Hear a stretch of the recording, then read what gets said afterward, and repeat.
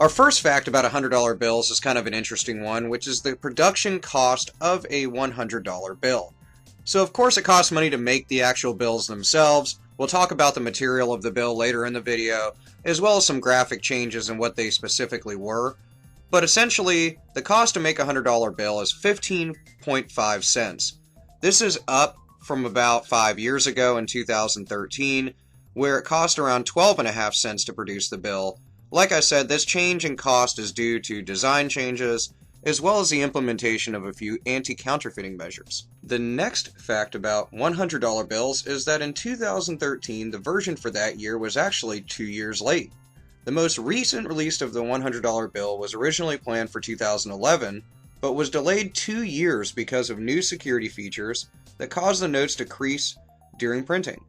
This caused obviously a lot of production problems, and the end result was that some of the bills were filled with blank spaces and essentially errors. They were done away with, production was halted, fixed, and then things were released in 2013 as the new series for the $100 bill. The third fun fact about $100 bills is that it's the highest bill in circulation. The $1 bill was the most circulated form of US currency up until 2017.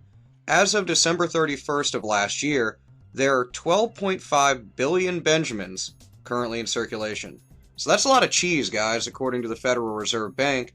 The $100 bill is the highest bill in circulation. Our fourth fact on $100 bills is a very interesting one, in the fact that they're found more internationally than domestically in the US.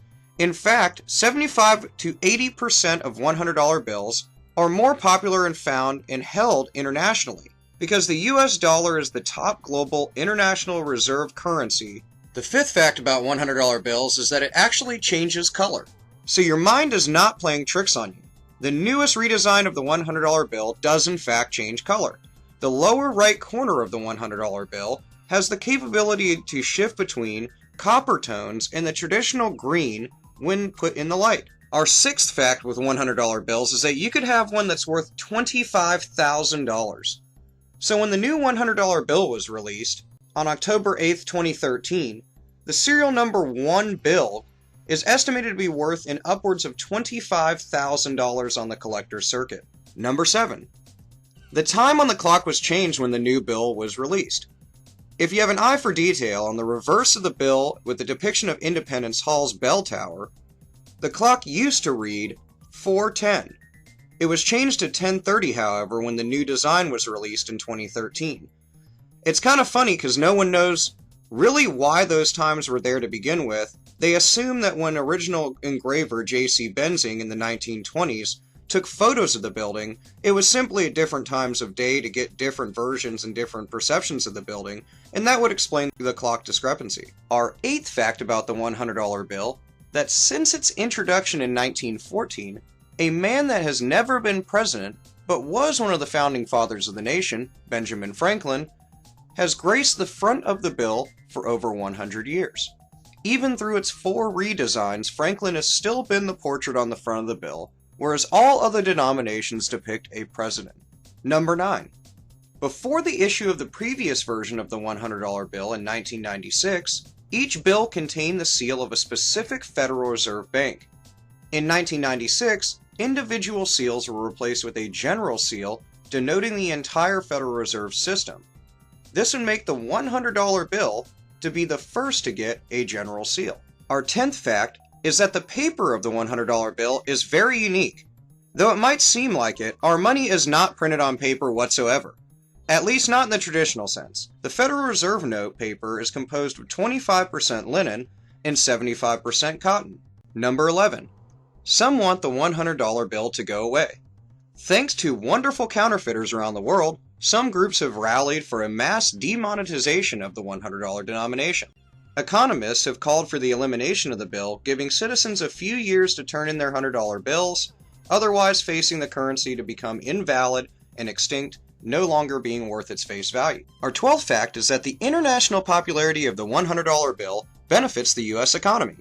Thanks to nearly 75 to 80% of $100 bills being circulated outside of the US, they act almost like an interest-free loan for that economy, since most of that currency won't return stateside in the US. Number 13. It has a queue for the visually impaired. That's right. Chances are you've noticed the large gold 100 on the back of the $100 bill. But it's not a flashy design touch. In fact, the 100 depicted there was put in place to help those with visual impairments distinguish the bill from other denominations.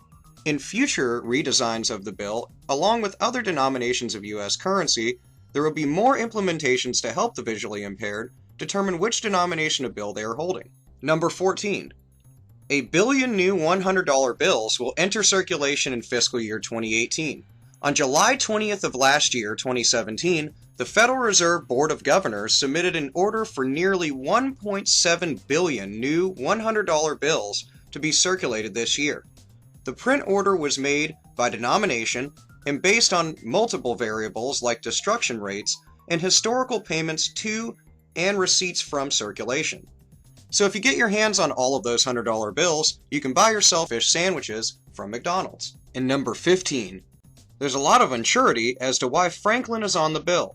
If you're like many of us, including myself, why is Benjamin Franklin on the $100 bill? After all, he was never president like Washington or Lincoln. The truth is, there's a lack of credible information for the reason why his portrait graces the front of the bill. It's likely to have to do something with that Franklin was one of the founding fathers, alongside George Washington, John Adams, Thomas Jefferson, James Madison, Alexander Hamilton, and James Monroe.